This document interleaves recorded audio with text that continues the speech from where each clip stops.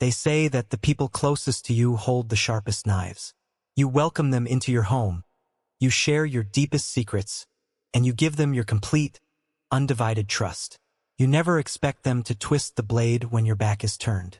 My name is Maya. 6 months ago, I believed I was surrounded by an unbreakable wall of love. I had a husband, Mark, whom I adored, and a best friend, Sarah, who had been by my side since our college days. Mark was an ambitious man, handsome and driven, always talking about building a legacy for our future. Sarah was the sister I never had. She knew everything about me, my flaws, my fears, my dreams.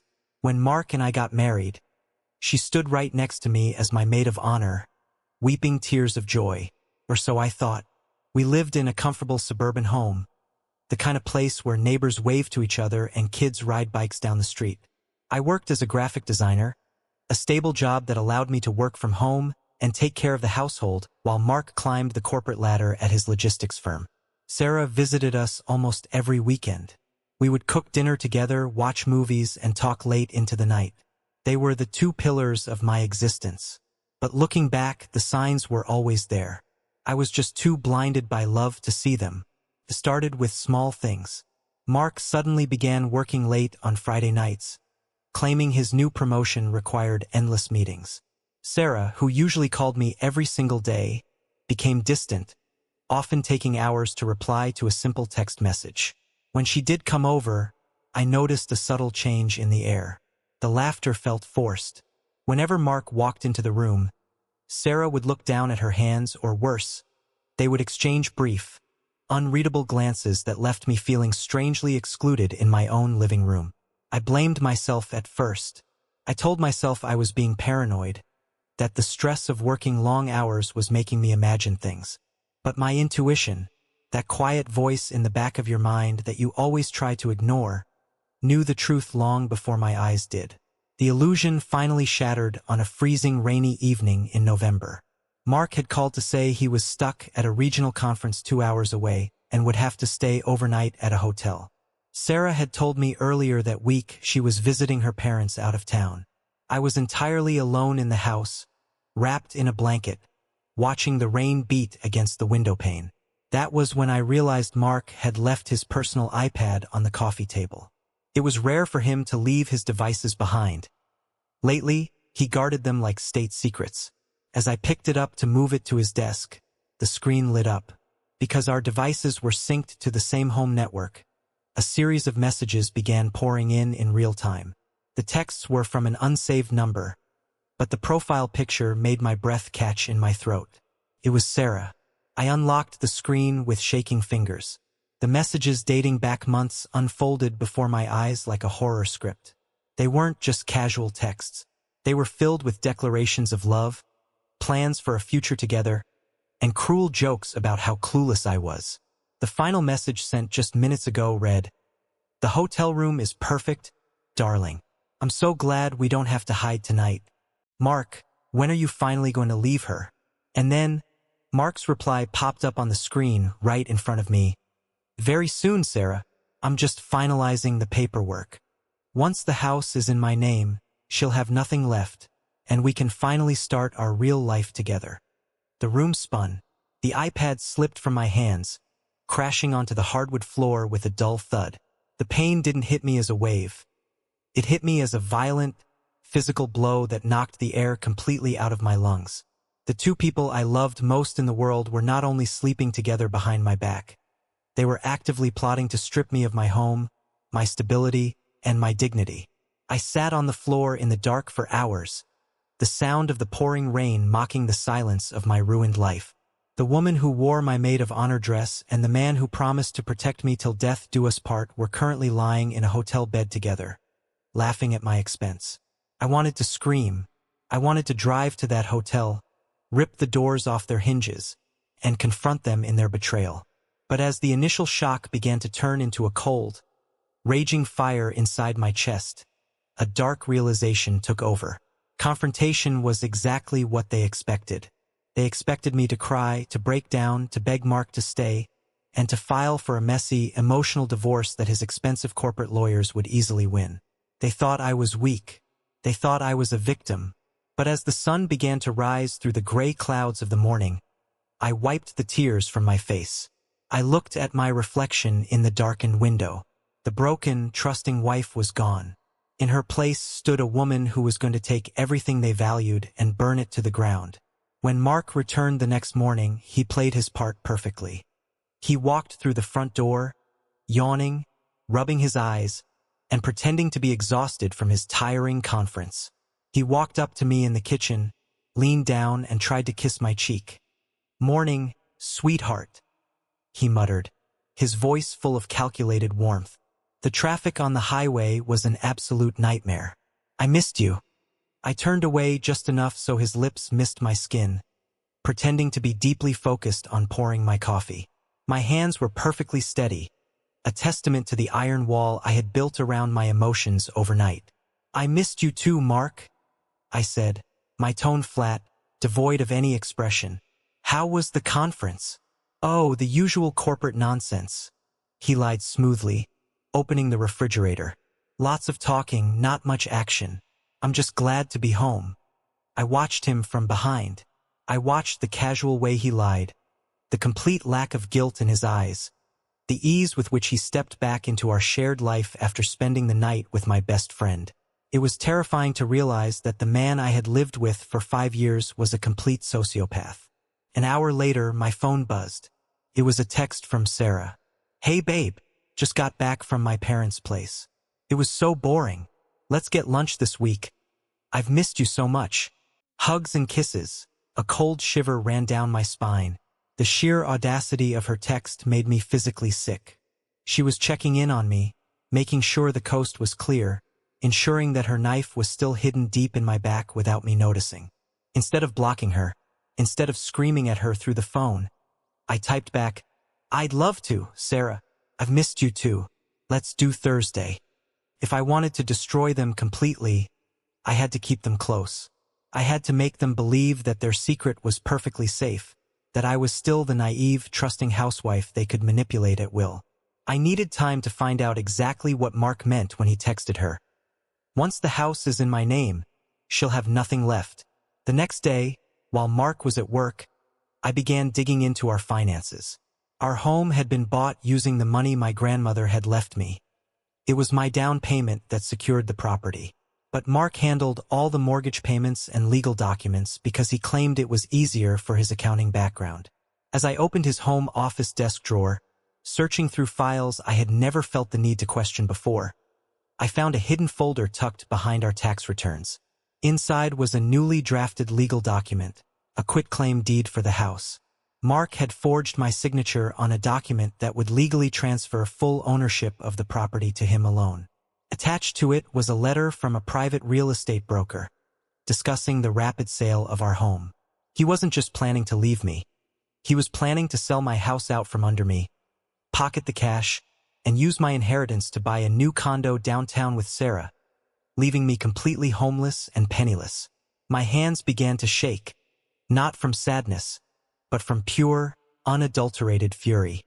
He hadn't just broken our marriage vows. He was committing fraud to completely wipe out my existence. I took high-resolution photographs of every single document, every forged signature, and every piece of correspondence with the broker.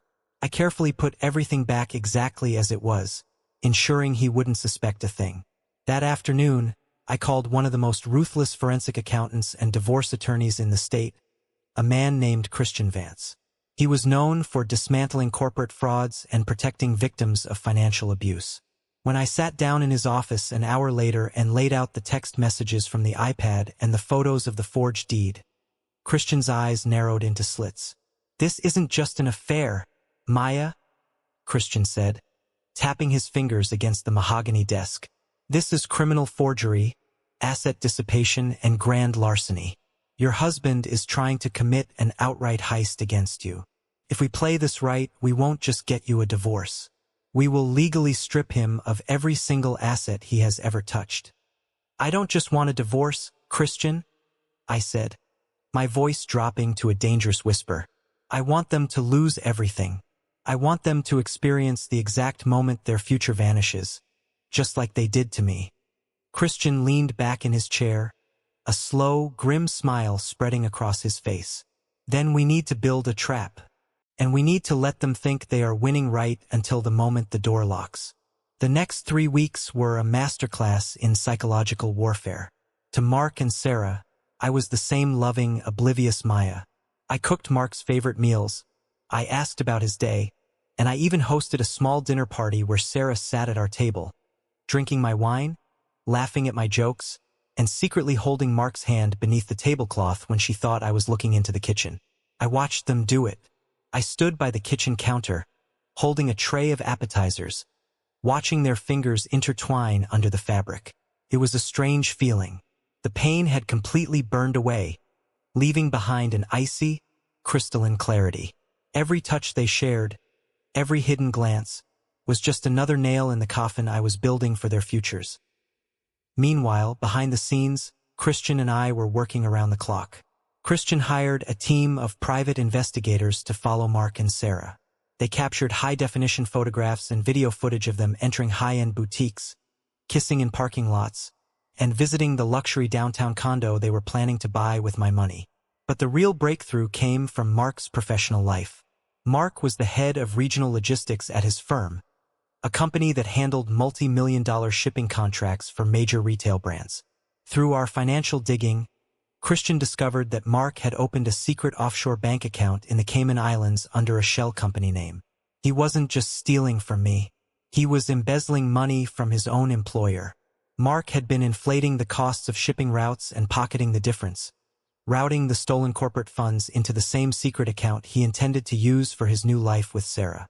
He had grown so arrogant, so confident in his ability to deceive me, that he believed he could deceive a multinational corporation as well. "This is the silver bullet, Maya," Christian told me during an urgent late-night phone call. "We have proof of corporate embezzlement totaling over $600,000. If we hand this to his company's board of directors, he won't just lose his job.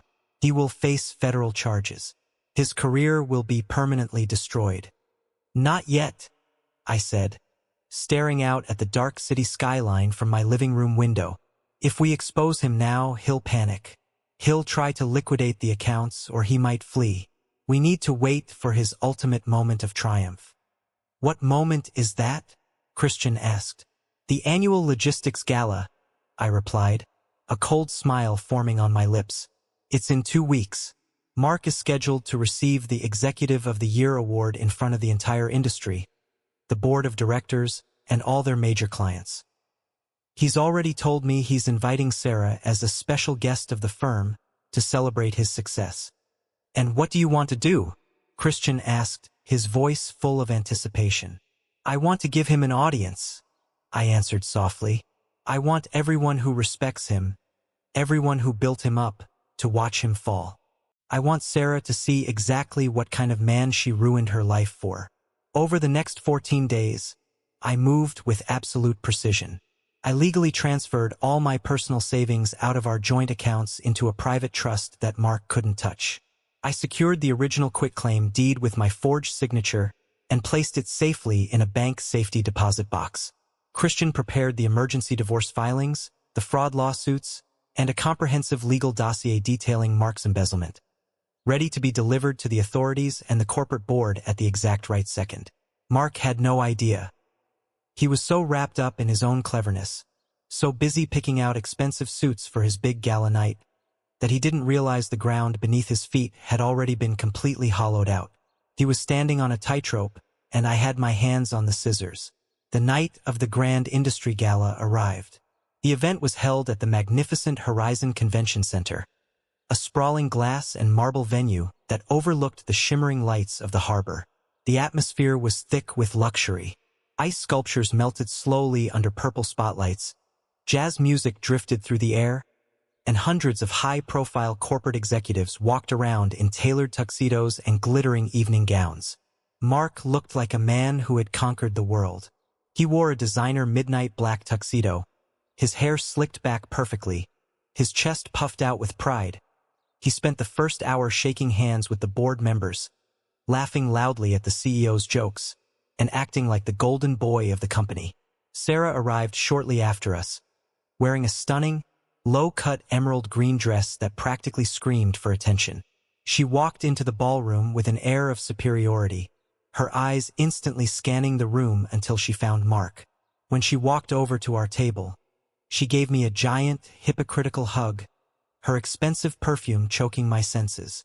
"Maya, sweetie, you look nice," she said, her eyes condescendingly scanning my simple, elegant black dress. "Mark, congratulations on tonight. You deserve everything that's coming to you."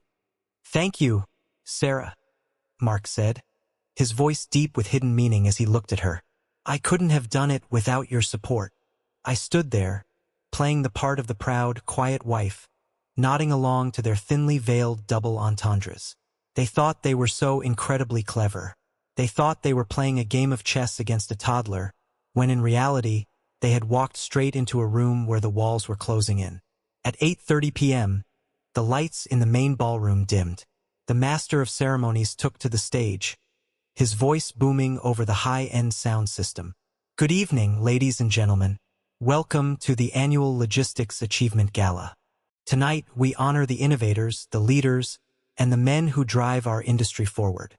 And this year, our highest honor, the Executive of the Year Award, goes to a man who has shown unprecedented growth and dedication to our regional division, Mark Evans." The crowd erupted into thunderous applause. Spotlights cut through the darkness, finding Mark at our table. He stood up, adjusting his cuffs, flashing a brilliant, practice-perfect smile to the cameras. He leaned down to quickly kiss my cheek, then turned and gave Sarah a long, lingering look before walking down the center aisle toward the stage. Sarah leaned over to me, her eyes shining with reflected glory. "Aren't you so proud of him, Maya? He's going to be a very wealthy, powerful man. Some women just don't know how to keep a man like that." I turned my head slowly to look at her. For the first time in 3 weeks, I didn't fake a smile. I looked at her with a calm, freezing intensity that made her laughter die in her throat. "You're right, Sarah," I whispered, my voice cutting through the noise of the applause. "Some women don't know how to keep him, and some women are foolish enough to think he's a prize worth stealing. Watch closely. This is the best part of the show." Sarah frowned, a flicker of unease crossing her features. "What do you mean?" Before she could ask another question, Mark stepped onto the stage. He shook hands with the CEO, accepted the heavy crystal trophy, and stepped up to the microphone. He cleared his throat, looking out at the crowd of 500 people, ready to give the speech he had spent weeks rehearsing. "Thank you, everyone," Mark began, his voice echoing through the massive hall. "Standing here tonight, I am reminded that success is not built overnight. It requires strategy, vision, and the willingness to take what is yours. I want to thank the board, my colleagues, and..." Suddenly, the microphone cut out with a sharp static hiss. Mark stopped. He tapped the mic, looking over at the tech booth with an annoyed expression. The crowd began to murmur in confusion, but the microphone didn't turn back on. Instead, the massive 50-foot LED projector screen behind Mark, the screen meant to show his corporate portrait, flickered violently and changed. The screen didn't show Mark's corporate achievements. Instead, a massive, crystal-clear text message chain filled the entire wall of the ballroom. It was the exact conversation from his iPad, magnified for 500 people to read. The text was large, bold, and unmistakable. "The hotel room is perfect, darling. When are you finally going to leave her?" Followed by Mark's response. "Once the house is in my name, she'll have nothing left, and we can finally start our real life together." A shocking, dead silence fell over the entire convention center. It was as if the air had been violently sucked out of the room. Mark turned around slowly, his face instantly turning a ghostly shade of white as he stared at the screen. He dropped his crystal trophy. It shattered against the stage floor, the sound of breaking glass echoing like a gunshot in the silent room. Before anyone could process the affair, the screen shifted again. This time, it wasn't personal texts. It was a comprehensive financial breakdown. High-resolution images of the quitclaim deed with my forged signature appeared side by side with Mark's real signature. clearly exposing the fraud. And then came the final, devastating blow. The screen displayed the forensic audit of the secret Cayman Islands account under his shell company name. It listed, day by day, invoice by invoice, the exact amounts Mark had embezzled from his employer, totaling over $600,000. It showed the direct wire transfers from the company's operating funds straight into his private vault. The CEO standing near the stage froze, his smile instantly vanishing, replaced by a look of absolute, murderous rage.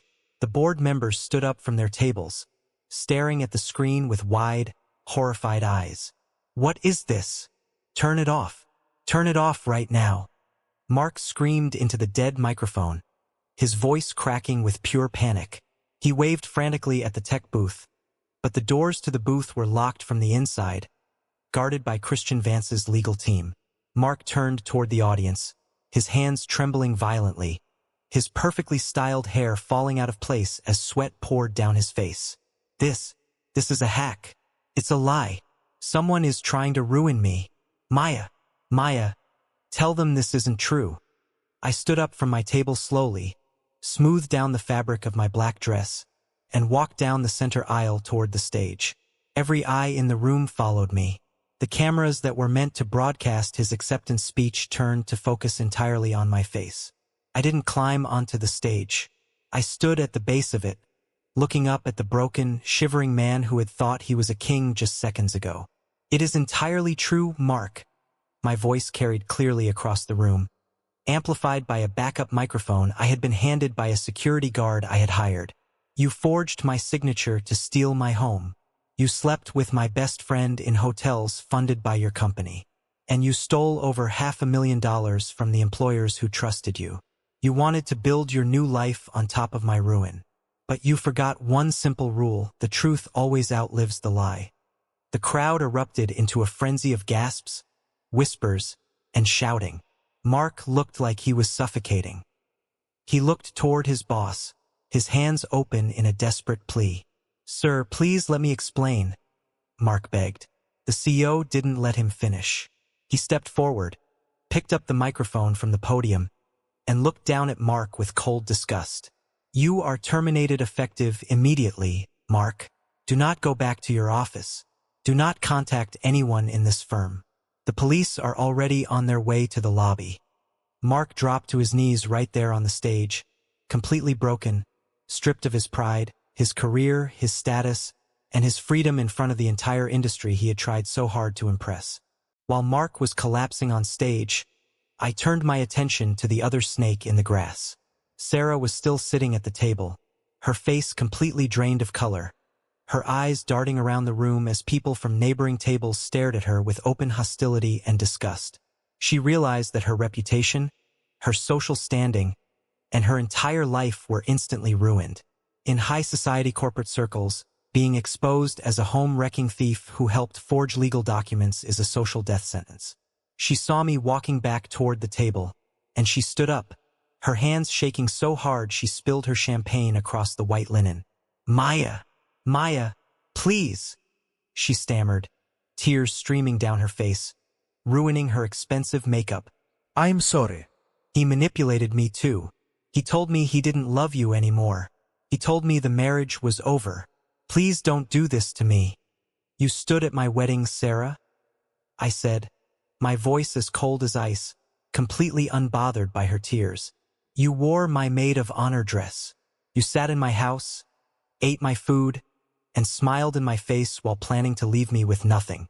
You didn't care about my life, so do not expect me to care about yours. You ruined everything," she shrieked, her panic turning into a desperate, ugly anger. "We were going to be happy. You've ruined my life." "No, Sarah," I replied calmly, leaning in close so only she could hear.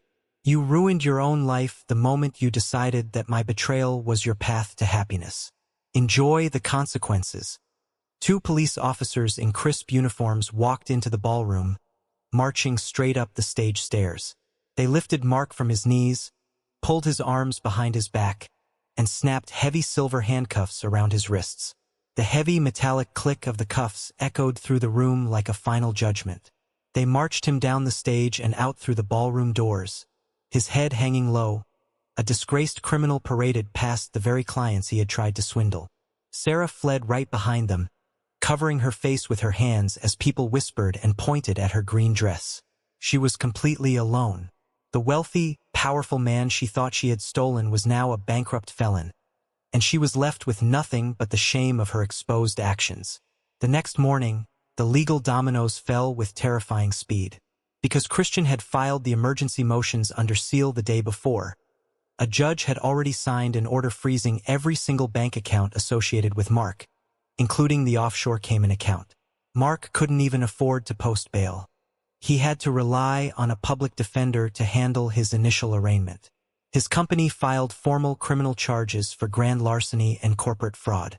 The evidence Christian and I provided was so airtight that there was no room for negotiation. Mark was facing a minimum of 7 to 10 years in a federal penitentiary, with no chance of saving his career or his reputation. As for the house, the court instantly invalidated the forged quitclaim deed. Full, undisputed ownership of the property was returned to me. The judge also ordered that all of Mark's remaining legal assets, his retirement funds, his vehicle, and his investments, be seized and transferred to me as restitution for financial fraud and emotional distress. Within 48 hours of his big gala night, Mark had gone from a high-earning corporate executive to an incarcerated, bankrupt inmate. Sarah lost her job at her marketing firm within the week. The public scandal was so toxic that no company wanted her name anywhere near their brand.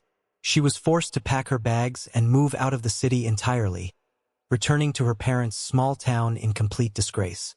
The trap had closed completely. The betrayal was answered, the revenge was absolute, and the people who tried to destroy my life had successfully destroyed their own. A month after the gala, I stood in the living room of my house. The space felt different now. It no longer felt like a place of betrayal. It felt like a sanctuary. I had hired a team to completely remodel the interior, painting over the dark colors with bright, warm tones, filling the rooms with plants, sunlight, and new energy. I was sitting at the kitchen island, drinking tea, when a heavy brown envelope was delivered to my door. It was the final divorce decree, stamped and signed by the state court.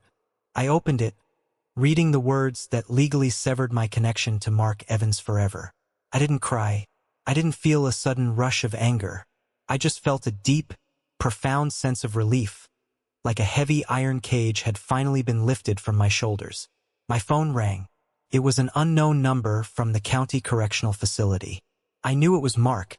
He had tried calling me multiple times from the prison phone, desperate for a response. This time, I decided to answer. "Maya?" His voice came through the line, sounding completely unrecognizable. The confident, smooth tone of the corporate executive was gone, replaced by a hollow, broken rasp. "Maya, please don't hang up. I'm begging you." "I'm listening, Mark," I said, my voice calm and steady. "I'm so sorry," he sobbed into the phone, the sound of prison background noise echoing behind him. "I lost everything, Maya. The lawyers say I'm looking at 8 years. I don't have a penny to my name. Sarah won't even accept my collect calls. They've completely ruined me. Please. Can you talk to the company? Can you tell them to drop the charges? You used to love me, Maya. Please." I listened to him cry for a moment. I remembered the night I sat on the bathroom floor, clutching the iPad, feeling my entire world shatter into pieces. I remembered the cold cruelty of his text message planning to leave me homeless.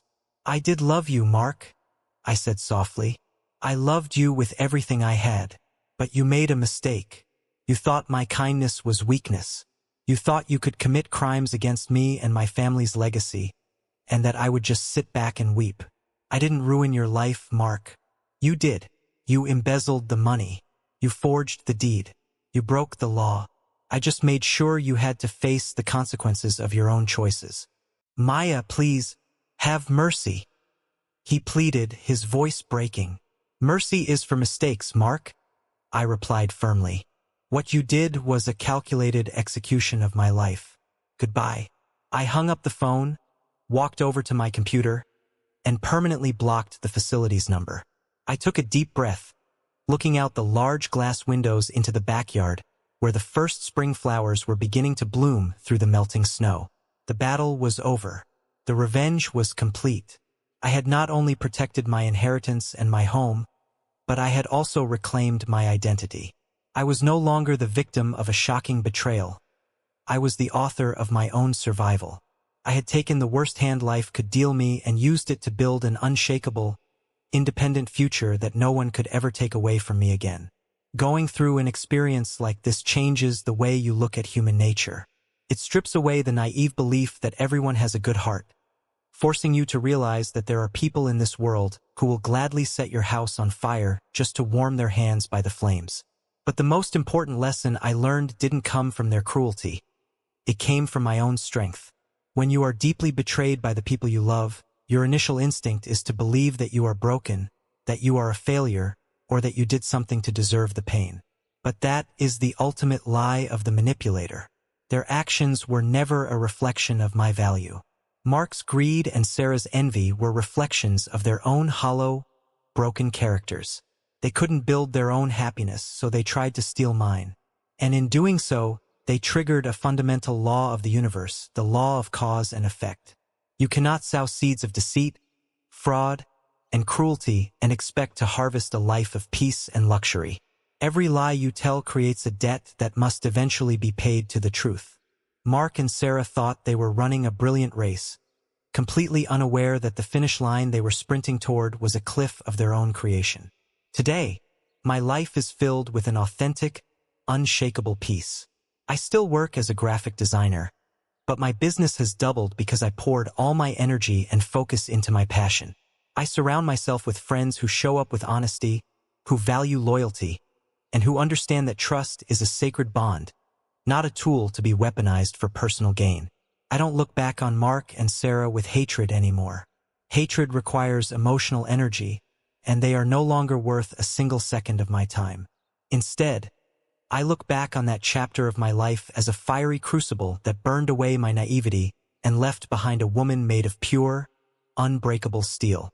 To anyone out there who is currently sitting in the ashes of a deep betrayal, to anyone who has been lied to, cheated on, or financially abused by the people they trusted most, hear me when I say this. Do not let their darkness extinguish your light. Do not let their choices make you bitter or fearful of the world. Your pain is real, but it is not permanent. Stay calm. Document everything. Protect your peace, build your strategy, and let the law do its work. The ultimate revenge is not becoming a monster to defeat a monster.